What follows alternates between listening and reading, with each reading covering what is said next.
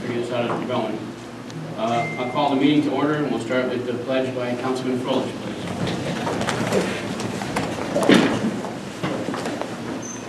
I pledge allegiance to the flag of the United States of America and to the republic for which it stands, one nation, under God, indivisible, with liberty and justice for all. Thank you, Jim. Would you call the roll, please? Councilman Blaisdell. Present. Councilwoman Kerr. Present. Councilman Froelich. Present. Councilman Isakson. Present. Supervisor Zlatnik. Present.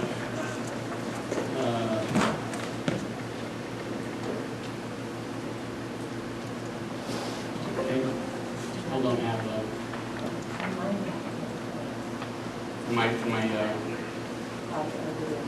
well, now I have a small picture of it. It says recording. I guess that'll work.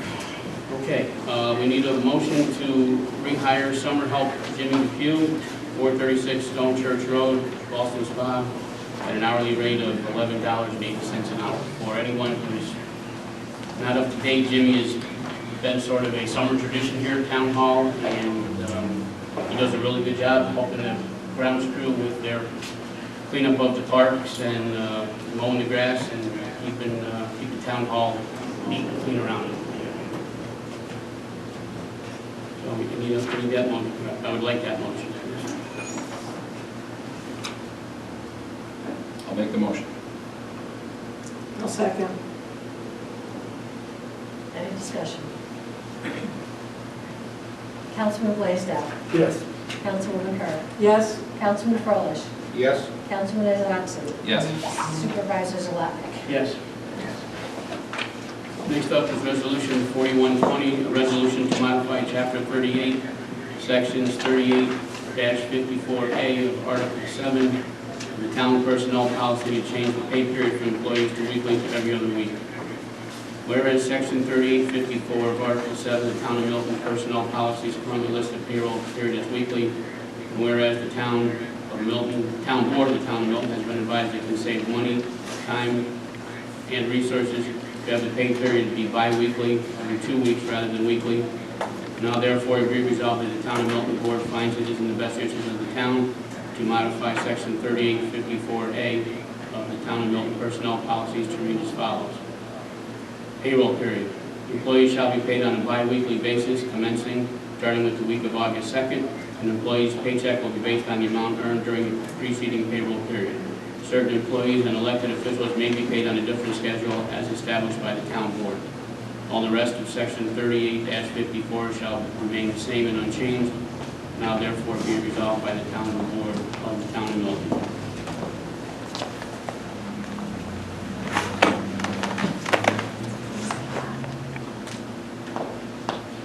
Use the microphone. Use the microphone. Oh, right. Nope, the other one. For the other panelists, it's hard to hear on Zoom. Okay. Okay. I will read that again then. Whereas Section 38-54, subsection A of Article 7 of the Town of Milton Personnel Policies currently lists the payroll period as weekly. And whereas the Town Board of the Town of Milton has been advised that it can save time, resources, and money to have the pay period be bi-weekly, every 2 weeks, rather than weekly.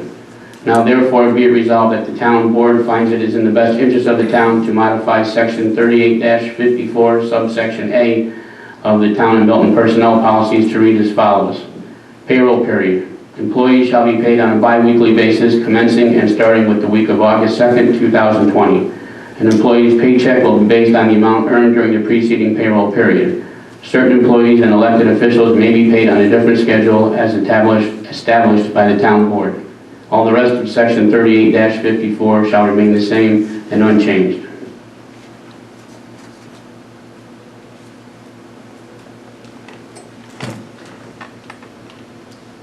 Discussion or someone make the motion? I'll make that motion. Second? I'll second. Any discussion? I have a couple concerns and a couple. Oh. Can everybody hear me back there, or do I need to use the mic? Not on Zoom, you would be able Oh, to. you use the mic for Zoom purposes? Okay. Are you stressed? Yeah, I'm trying to check, can't reach it. Oh, wait, there's a wireless, right? Is that wireless? That one doesn't work. Okay. Scoot over a little bit, John. Barb, scoot over. We'll do No, it. it's behind you, Oh, Barbara. what's the, give me the wireless. It doesn't work. Oh, Can you hear me now? I hope. I have a couple of questions, actually. First, do we know how much time it takes us to do payroll as it stands right now?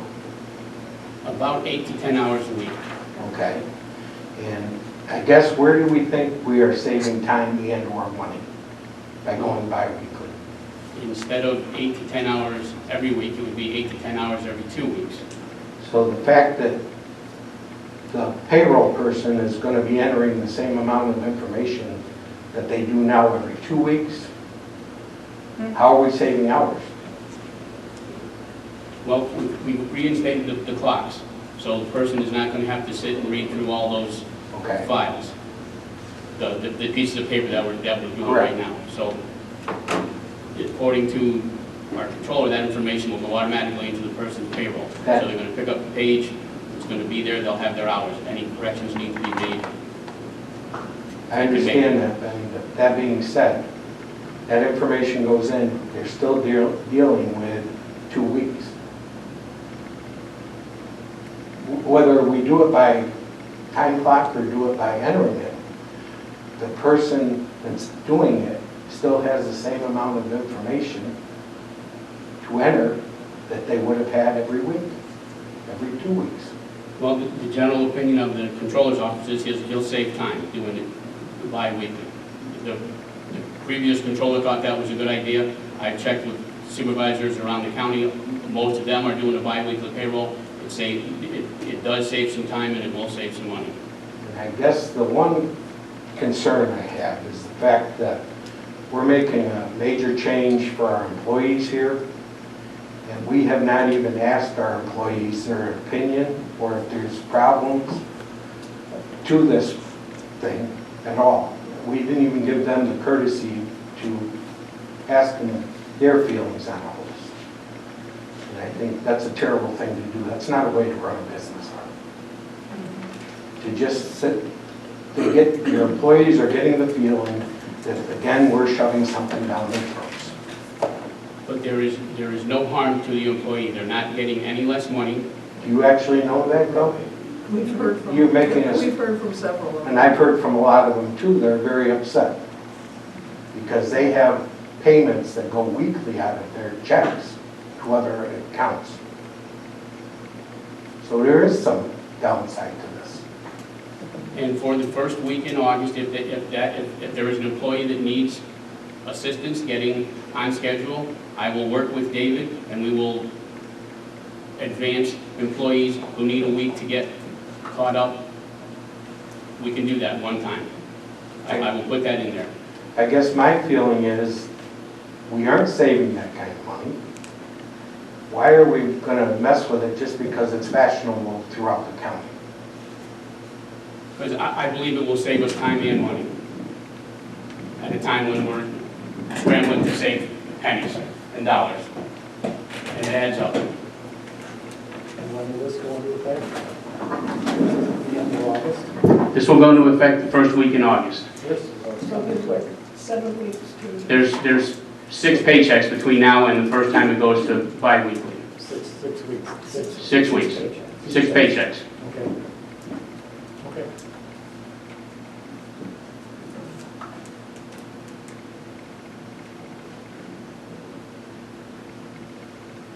Anyone else?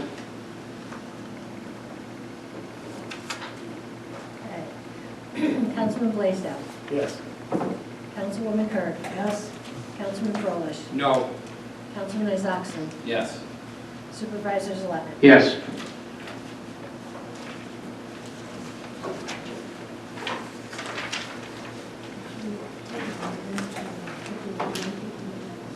Next up will be our monthly reports. Animal control from Arsini. He had 60 phone calls, 2 dog bites, 4 lost dogs, 11 animals taken to the shelter, 1 DOA, 5 abuse complaints, 12 miscellaneous cases, 5 delinquent licenses, and 4 miscellaneous violations and summons. I hope that's what that abbreviation means. Building department. Will that reach? No, you'll have to come over here. I'll move over. Nobody do mine back to back. Sure.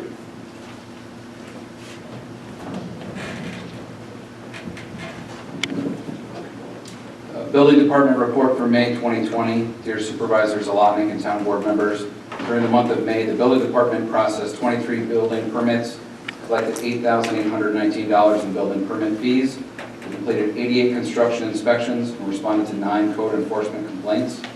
A total of 6 permits were closed with 1 certificate of occupancy and 5 certificates of compliance being issued. We also collected $400 in planning fees, $4,000 in sewer fees, and $2,000 in park fees. Please find the appropriate itemized reports attached. Respectfully submitted, William F. Lewis, Building Inspector. And for the courts, report for May 1st through May 31st, 2020. Charges received 115, charges dismissed 236. Total money collected and remitted to State Comptroller, fines $1,218, surcharges $1,263, civil fees $630, total $3,111. John, do you want to read your highway report? Back to close. Okay. The Town of Milton Highway Department has already had a busy reconstruction season. We have completed roadway reconstruction on the following roads: Geyser and Rowland, Grand Avenue, King James Court, Kelmick Way, Kristen Drive, and Wyndham Way. We have also completed the cleaning of retention areas located on McCarthy, Rowland, and Berkshire Drive. During the summer months, we asked that town residents put their yard waste in biodegradable paper bags or in plastic barrels marked yard waste. As a reminder, any type of weekly pickup ended on May 15th. We do have crews out this week picking up storm damage, and we'll attempt to send our crews on an off day if available. Regular pickup will not resume until the fall pickup starts October 15th. If town residents prefer not to wait for pickup, they can also bring yard waste to the transfer station Monday through Friday during the highway business hours, or on Saturdays from 8 to 1. We are closed on the holiday weekends. Respectfully submitted, David C. Forbes. Karen, do you mind if I read yours, or are you okay? Go ahead. Okay. Whatever you want to do. This is from the town historian. It's a report for June 24th, 2020. I have been working on several research requests from home. I didn't mean the home, sorry Karen. It's all right. From home as best as I can, as Town Hall has most of my resources. The Historic Structures and Places Committee will resume their monthly meetings on July 16th at the Community Center at 6:30. A way to keep kids involved with history during this lockdown period, Brookside has had local historians provide short articles for their website. These articles were also printed in the local Penny Saver newspaper weekly. I wrote one on the history of the Kesselring site. As this pandemic is of historic proportions, I have been recording daily numbers for New York State, Saratoga County, the town of Milton, and the village of Ballston Spa. I am collecting articles to chronicle this event in our history and the effect it has had on our community. I have also been journaling and taking pictures around town as a way to record this locally. I have also been chronicling the reopening process as well. In the near future, I plan to launch a way for local residents to submit their experiences throughout this pandemic. It will be done online and will give residents a chance to tell their stories. Respectfully submitted, Karen Stalters, Town Historian. Thank you, Karen. Welcome. You must have quite a collection of... You don't even know. Maybe we don't want to know. The registrar's report. For the month of May, we had 6 marriages, 28 death certificates, 1 genealogical research, 2 FOIL and search of record requests, 169 dog licenses, Total brought in $3,317. The town share was $2,642.22. Sincerely, Brenda Howe.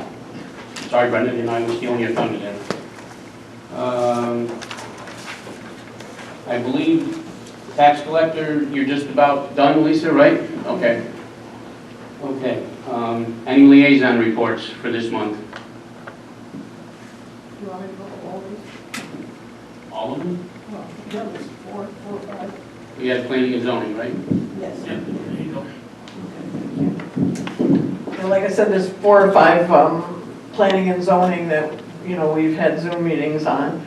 The planning board on May 20th, John Munter had a public hearing on a subdivision up at Boyhaven, which passed. It's now Camp Stomping Grounds. Belmonte's 804 Middle Line Road. Bill did some inspections out there. Their application, was complete. Public hearing was set for June 17th. Rollins Street subdivision postponed, and the Stewards project, they want to start their road work. An extension was granted through November 20th, 2020. Zoning Board, 528. Public hearing, Burgoyne Avenue, was a variance for parking a motorhome on the property, and that was denied. There was a public hearing for John Munter for the Camp Stomping Ground. Have to get used to that. There was a change in the law that approved the special use permit for the cabins. Basically, it was the definition we had in our zoning of what a cabin actually was. Zoning Board on 6-4, a variance was presented for Country Club Drive. They wanted to combine 2 lots into 1, and they set a public hearing for 6/25 at 7:05. Also a variance on 8 Oakwood Court, garage setback variance. Public hearing was also set for that for June 25th at 7:20. And lastly, the planning board for June 17th, there was a public hearing on the Belmonte project at 804 Middle Line Road. There was quite a few comments put in, and that public hearing was extended until July 15th. It's still open. The Rhodes family presented a minor subdivision on Lewis Road, and a public hearing was set for July 15th. And Rollins Street major subdivision extension waiting on, they're kind of waiting on which water system and how they're going to get water to that project. And that will do it for the last 2 months. Thank you. Thank you. Anybody else? Okay, any old business? Can we talk a little bit about facilities? Sure. Question being, I noticed that you have changed the contract that we approved last month for MJ. Yes. And being the fact that the town board approved that contract, doesn't the town board have to be the one to make the change? I was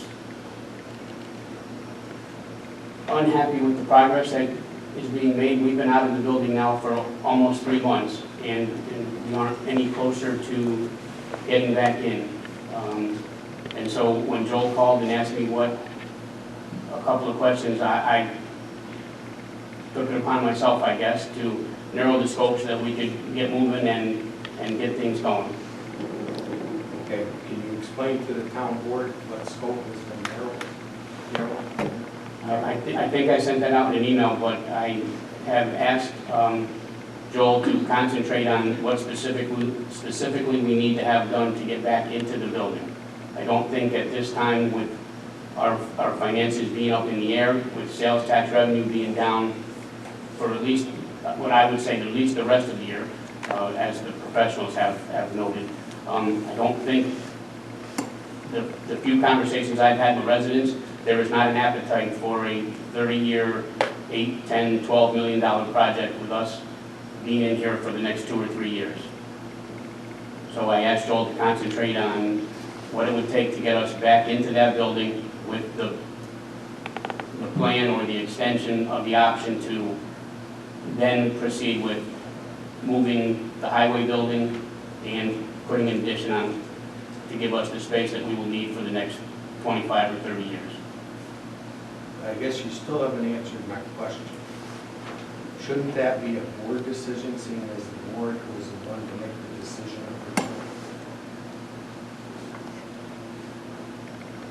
Well, I didn't think so. I thought we needed to get moving, and so that's what I did with Joel. And I guess, why have you not brought this up for months? That we have been going back and forth and had discussions, you and I had discussions with the board about where we're heading, including last month. I don't understand between last month, which everything was okay to do that plan, we set a plan to do something, and then inside of a month, we change it. Because speaking with Joel, this was going to be probably a 3 or 4 year project, and I didn't think that we had the time or the resources to invest in a 3 or 4 year building project and a 30-year financing project, and somewhere between $8 to $12 million worth of construction needs.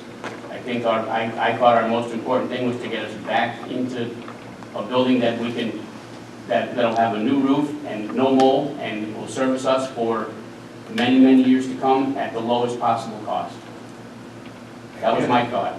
I guess my frustration is, we've all known, the board has all known that this could be up to a 3-year project. We've known that for months. We've also known what the cost would be top end. Why did we waste the facilities committee time and everybody else's time if in fact that was the way we wanted to head? I asked for numerous times for direction for the facilities committee, of which I got hardly any. Now, I told you several times, my intention, my thoughts were, let's get back into that building. And that seemed to be at the bottom of most everybody's list. And I'll respectfully disagree with you, Betty, because your and I discussions, we discussed all these options, and your number one thing was to maybe look at redoing that building to modernize it and then adding on. It was not just to go back into. And that's what the scope of Joel is going to be, to get back into that building, and the next step will be, one would be get back in the building, and 1A or 2 would be how to configure an addition. That's what he's going to look at. And I guess before we even start this, how are we going to fund that project?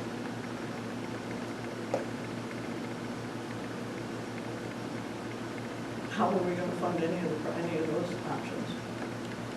Bonding. Well, bonding You should just be, answered it. I guess before we have MJ commit to doing plans, specs, designs, all that work, which is going to be above and beyond your $39,000. It is not going to be in that $39,000 range. I thought it was 32. Or 30, whichever it was. MJ was 33, the other company was 39. No, MJ's 39, the other company was 32 plus incidentals, that's why we went with MJ. Oh, that's incidental. What's that? 37? Okay. And I guess my point is, Benny, that we're probably looking at tagging another $50,000 to MJ. Joel didn't think so. All he did in my discussion with him today. Well, then that's changed in our conversation that I had with him last Thursday. If you look historically what it costs for these type of professional services, on any given project, it's going to be 10% of the budget. So if you looked at 10% of $1 million, that's $100,000. So I took and said, well, this is just really a revamp of what's got to be replaced. And if we looked at that, and I took half of that and said 5%, we're still at $50,000. Well, then why did Joel give us a number of $37,000? That was not to do designs, specs, bid documents, and everything else. Well, my understanding was it was. Well, you didn't read it. Well, my issue is, and why I voted against it 2 weeks ago, was why are we spending $30-some thousand on options that we can't do? We can't afford it. We don't know that we can't do it, Barb. We're just making assumptions. I just got several texts from people watching on Zoom, and unless you're using the mic, no one Oh, can I'm hear sorry. anything. That's okay. And just for anyone in general. Take it down there.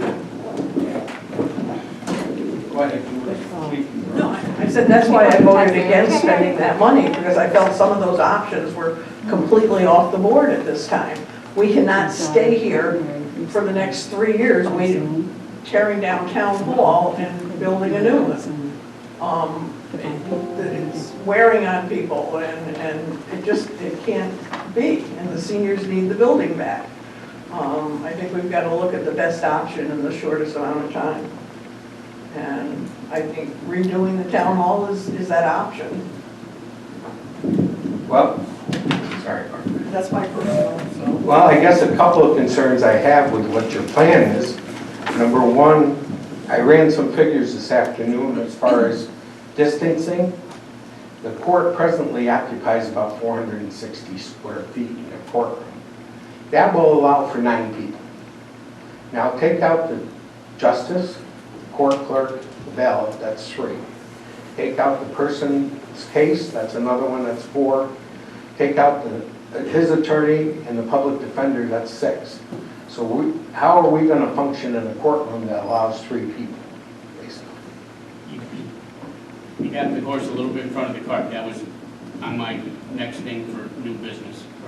But I'm just saying, we're revamping a building that the court is not going to be able to function in. Well, we don't know that For for now. sure. How do we not know that? for Most of sure? most of the courts around, I mean, they're going to be in the same situation. And I guess in our revamp, that means we are also going to revamp the highway offices. Or we're going to tear them down, which is it going to be? Because you can't leave the mold-infested building next to the building you just revamped because of cross-contamination. That's correct. The highway offices will be demolded. So we're going to add that onto this project, essentially. We're going to revamp. We knew we had to do mold remediation no matter what. But don't you think it's not a wise spend of taxpayer dollars to revamp a building that you're going to move out of? And not at least bring it up, at least bring the town hall up to modern services. You got 34-year-old furnaces, you got 34-year-old plumbing. I think we're really being short-sighted because we're nervous about what our taxpayers think when we haven't even given them a chance to voice in on it. Because I can tell you, I've talked to a lot of people also. Some people say, why are you even screwing with that building? The next person says, well, I'm concerned, I don't want my taxes to go up. But yet, we haven't even put it out there to our taxpayers. I somehow think our taxpayers are smart enough to figure this out and not just take and do a Band-Aid approach like we do with everything else in this town. And I'm really tired as every time a town board passes something, instead of the next month we either rescind it or change it without really the town board doing it.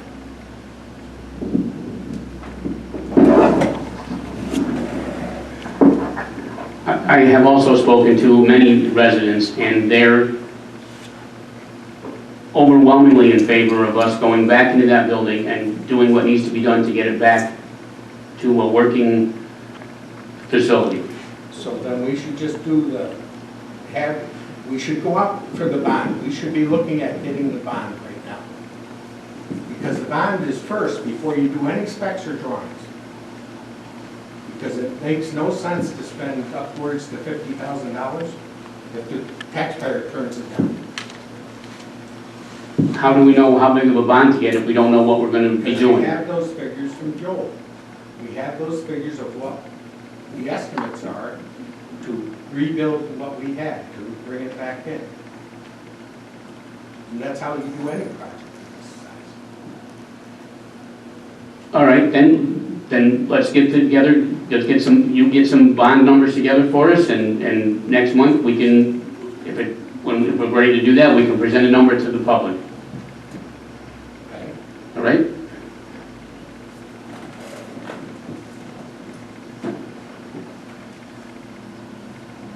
And I think that we also should just eliminate it and say to Joel, we want you to concentrate on rebuilding what we had. and not worry about all the other garbage, because we're not gonna do anything with that. Let's wait and see what the number comes in at. We know we're looking at multi-millions of dollars to tear down and start over. Correct. I'm not saying that was necessarily the option to go with.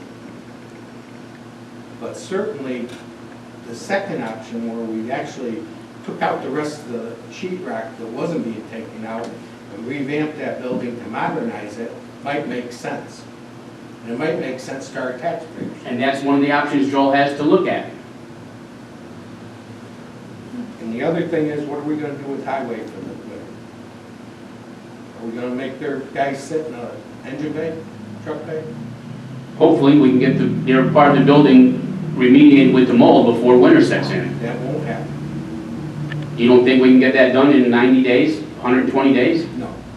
It'll probably take you 60 days just to get your bonding through. And that's being real optimistic. Then you gotta draw specs, drawings, and all that to go out to bid. That is probably at least another 60, maybe 90 days. Then we'll sit down and figure out what we're gonna do with the highway department for some kind of facility. That's stuff we should be working on now. Well, it won't be great, but we could get the, I'm just spitballing off the top of my head, John, we could, once the well is fixed, the blue building will have water and heat. There's a bathroom in there. It won't be great, but that would be a room, a space for the guys to use. It'd be a cramped space, I'm not arguing that, but it There would, again, you're not asking them then to social distance themselves, We'll have to wear masks. you know? we're all dealing with things no one's ever had to deal with before, I John. understand that. Okay. But we just can't stick our head in the sand and say that we can't do anything, we can't spend a dollar, it costs money for us to run our government. And to sit here for month after month and then totally pull the rug out for something. I could have been working on this. I could have been working on this with the facilities committee and been a lot further ahead 4 months ago if that was the direction this board wanted today. And I think we need to set a plan, we need to follow the plan, because that's the only way we're going to get anything done.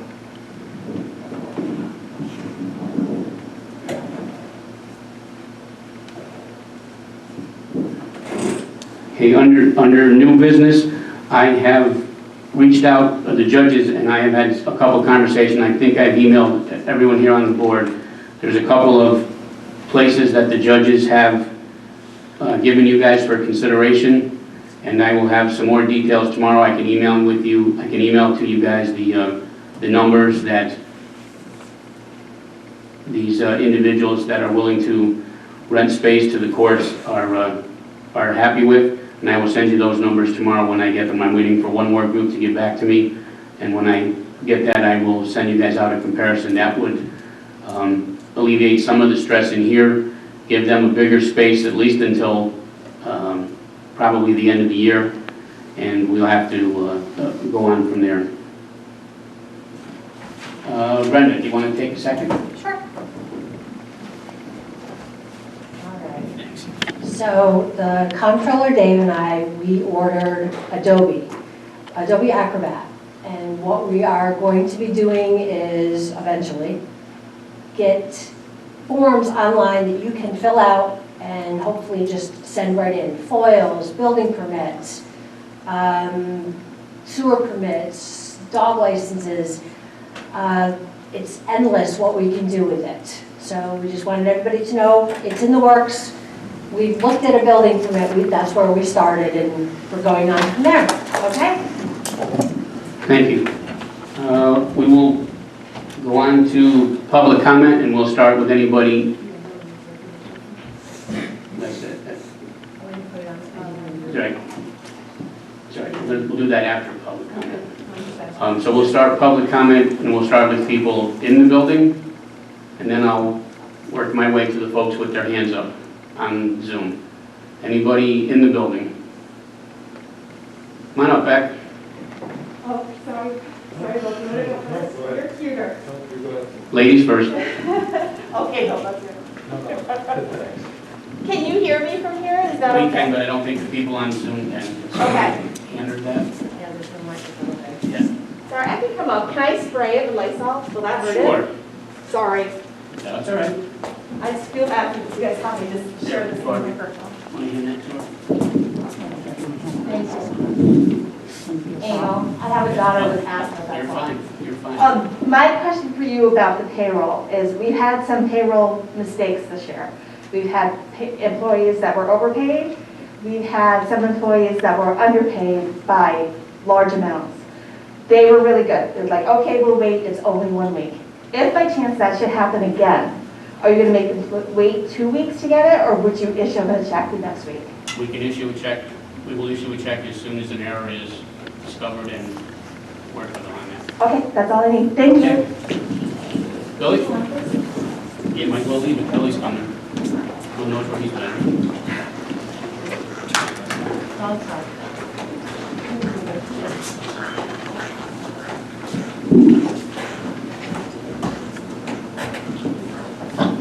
Thank you, Mr. Supervisor and Town Board. I'd just like to show my concerns on the payroll too. I know we're in tough times, things are tough.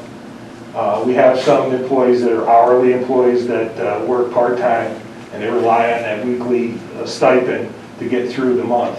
By doing the 2 weeks, it's going to put them in a predicament. Not only them, but a lot of the other people.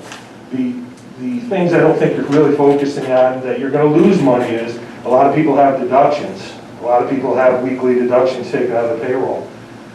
Your comptroller's office is now going to have to spend numerous hours changing all that. Don't know what that time would be, but that's hours. With doing payroll, owning my own business in the past, doing payroll, having the payroll service, entering payroll to the payroll service, they process it on a weekly basis. It's a simple process. The only change you got is now you're doubling that. You're going to put all that data. It's the same amount of time to process the data, no matter how you look at it. The only savings you have is the actual paper check itself. That's the only savings the town is going to save by doing a bi-weekly payroll. And I just wish that the board would have considered reaching out to the department heads and consulting some of our employees. Our employees are hardworking, good people, and it's just a simple, this is what we're going to do in advance, other than 24-hour in advance, would have been nice, would have been appreciated by all of us. Myself, I'll make it, I'll get through, I get a generous pay from the town. I have weekly setups on my mortgage right up through everything.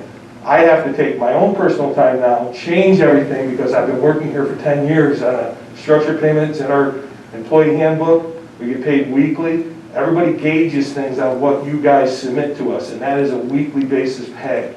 Now changing it changes all of us. We all have to adapt to it, which is fine. We'll adapt to it. But there are some people that are getting paid minimum wage or around minimum wage that are really going to suffer with this. You're not going to make it 2 weeks without having money. The week to week, they're just getting by. That's all I want to say. Thank you. And I wish you'd reconsider.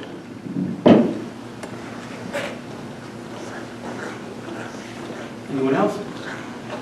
Karen, come on up.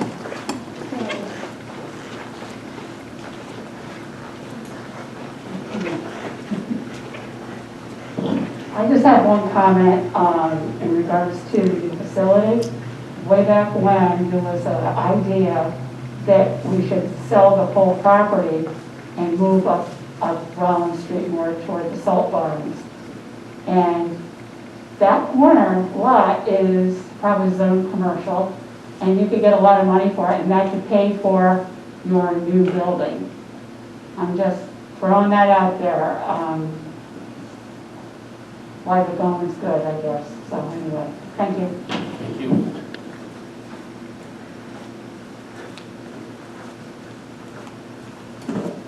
Okay, I'm going to try this. I see one person with their hand up.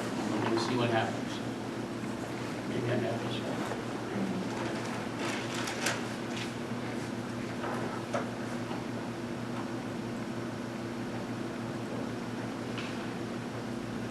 There you go. Yeah. Okay, is that Tony? Yes, Tony. Okay, Tony Licata, you have 3 minutes, go. I think it's a problem going to a 2-week payroll. Nope. I don't think it's time or money you're saving. I think the person doing the payroll cannot keep up. Our office manager, when I worked for DBW, had 80 to 100 people to do. Monday morning, the foreman would line up, hand in their time sheets, and she was done by 1 o'clock. Okay? So I don't think you're saving money. I just think the person that does it, the controller, can't keep up. And if they have overtime coming during the middle of a pay period, it could take them 4 weeks to get their overtime. Then if it's in between another pay period, they won't even get all their overtime for 4 weeks, for another 4 paychecks. So it's a big injustice. You're not saving money or time. Somebody can't do their job. And second, about your town hall, I guarantee it, MJ and them, they'll say tear it down because the airport wants that town hall. And I will not make no more comments about that, but, so watch your back. Thank you. Thank you. I'm looking. I don't see anybody else with their hand up. So I will close public comment. At this time, we do need to have a very brief executive session. Oh, Something. question and answers. Question and answers. All right, hang on just a second here. Oh,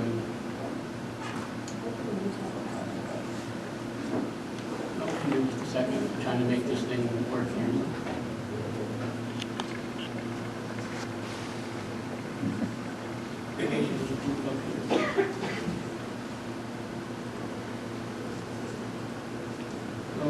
What did I do? Hang on just a second here.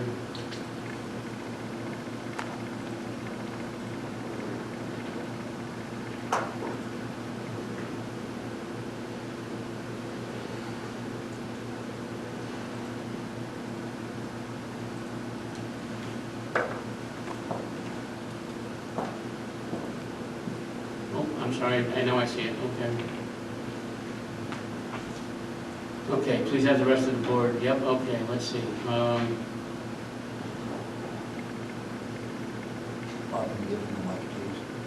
Bart, can I have the mic? That's okay. Sorry. Okay, I'm going to read these. Questions. We had one a few minutes ago. It said, please have the board use the mic when speaking. We've done that one. This one is from Chairman Licata. Isn't MJ doing a breakdown of the options and the scope for you to cost it out so you have an idea how much the taxpayer is expected to pay? She also said, I was under the impression the building would be repaired until we heard last month it was condemned. And her last comment is, it's tough enough to hear the comments in the town hall meetings. Now it's nearly impossible with Zoom. Can we hand them the microphones? This was our first time trying to Zoom and meet at the same time. We will have better audio for everyone going forward in the future. And John and I will sit down and figure out what we're going to do exactly with the scope and MJ. I don't see any other, well, let me look again now. No, I think, and that appears to be all the hands that are raised. And I've answered all the questions. I think 1, 2, 3, 4, yes, all the questions have been answered. So with that being said, we will close the public hearing, public comment section, and we need to have a very, very brief executive session to talk about employment situation. And we won't be talking about anything else when we come out. We'll just be adjourning. So I would like to thank everyone for coming tonight, either on Zoom or in person. It was a little bit rough tonight, but we will have the kinks worked out for audio and visual as we go forward. Thank you for coming and have a good night. I'll need a motion to go into executive session. Second. Are you going to? Yes. Any discussion? Councilman Blaisdell. Yes. Councilwoman Kerr. Yes. Councilman Froelich. Yes. Councilman Isakson. Yes. Supervisor Zalotnik. Yes.